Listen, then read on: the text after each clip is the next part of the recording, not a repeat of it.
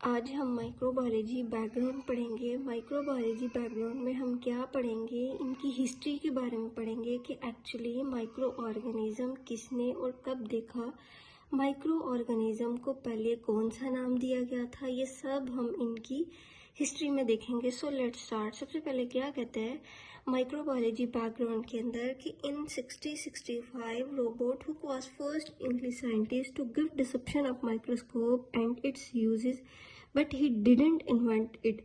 अब वो क्या कहते हैं कि 1665 में रोबोट हुक वो पहला इंग्लिश साइंटिस्ट था जिसने माइक्रोस्कोप का कॉन्सेप्ट दिया था, ना कि उसने इसको इन्वेंट किया था। अब वो क्या कहते हैं he describe a slice of cork. उसने सबसे पहले क्या लिया, स्लाइस ऑफ कॉर्क। अब स्लाइस ऑफ कॉर्क किसे कहते हैं, किसी भी पीस ऑफ वुड को या फिर प्लांट टिश्यू को। अब जो पीस ऑफ वुड उसने क्या किया, सबसे पहले कि उसने एक छोटा सा लकड़ी का टुकड़ा लिया है and suggest that cork was compose of compartment which he called cell. उसने क्या बताया कि जो छोटा सा लकड़ी का टुकड़ा है इसके अंदर भी बहुत सी चीज़ें एग्जिस्ट करती हैं, इसके अंदर बहुत सी लाइफ एग्जिस्ट करती है विच ही कॉल्ड सेल, जिसको उसने सेल का नाम दिया। अब सेल क्या होता है कि हमारी बॉडी का बेसिक यूनिट ऑफ लाइफ होता है, इसको हम क्या कहते हैं, cell. The discoveries of Hooke and other scientists shows that microscope is an important tool for discover the secret of life.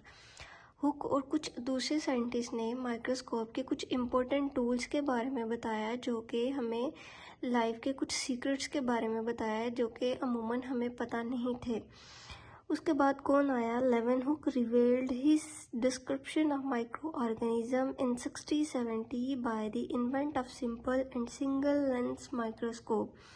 अब फिर कौन आया, लेवेनहुक, जो कि 1670 में आया था। उसने माइक्रो ऑर्गेनिज्म जो कि हमें नेकेड आई से नहीं दिखाई देते थे, उसने सबसे पहले उनको देखने के लिए कौन सा माइक्रोस्कोप इन्वेंट किया, सिंगल लेंस माइक्रोस्कोप को उसने इन्वेंट किया था। इससे हम माइक्रो ऑर्गेनिज्म को देख सकते हैं जो कि हमें नेकेड आई से नहीं नज़र आते, बट बहुत जो छोटे माइक्रो ऑर्गेनिज्म है वो हमें इस लेंस से नज़र नहीं आते हैं, इसकी रेजोल्यूशन इतनी अच्छी नहीं होती है। अब रेजोल्यूशन क्या होती है, अब माइक्रोस्कोप के नीचे माइक्रो ऑर्गेनिज्म को देखने के लिए भी 3 इम्पोर्टेंट करेक्टरिस्टिक्स होती है माइक्रोस्कोप की। कौन कौन सी होती है, मैग्नीफिकेशन, रेजोल्यूशन एंड कंट्रास्ट। अब इन तीनों में क्या डिफरेंस है। अब मैग्नीफिकेशन क्या होती है, मैग्नीफिकेशन के अंदर चीज़ों को हम मैग्नीफाई किया जाता है जो कि साइज को बढ़ा के दिखाता है, चीज़ों को जूम करके दिखाता है जो कि हमें नेकेड आई से नहीं देख सकते।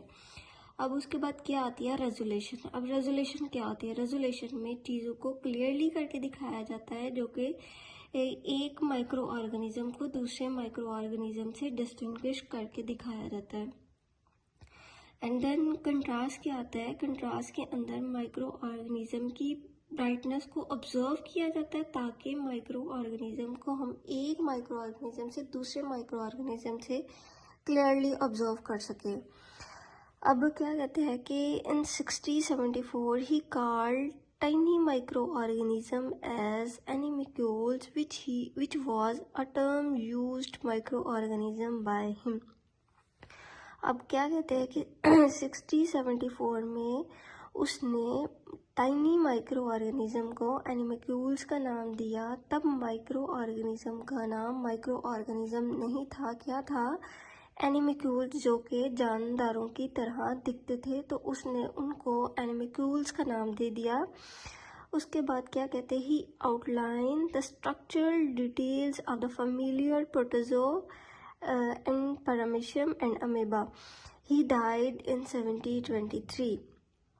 अब उसने प्रोटोजो, अमेबा, पैरामीशियम को जो कि पानी में एग्जिस्ट करते हैं, इनकी स्ट्रक्चरल डिटेल्स के बारे में भी उसने बताया था। उसके बाद उसकी डेथ हो गई थी 1723 में।